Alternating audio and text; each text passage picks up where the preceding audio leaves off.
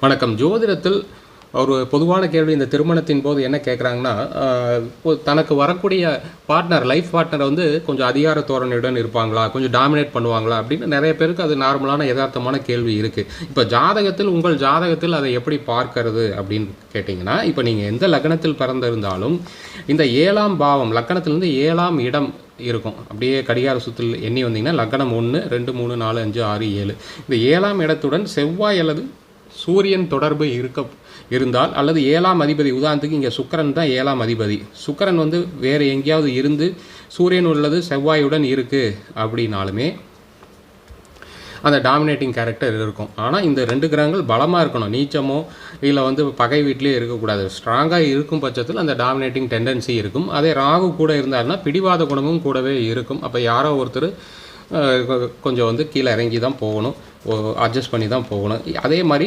அஷ்டவர்க்கம்னு ஒரு கட்டம் இருக்கும் உங்கள் ஜாதக நோட்டில். அதில் லக்கணத்தில் வந்து லக்கணம்ங்கிறது ஜாதகரை குறிக்கும், 7ஆம் பாவங்கிறது கணவன் அல்லது மனைவியை குறிக்கும். பெண் ஜாதகம்னா கணவனை குறிக்கும். அப்போ லக்கணத்தில் 23 பரல் ஒருவருக்கு இருக்குது, 7ஆம் இடத்துல 31.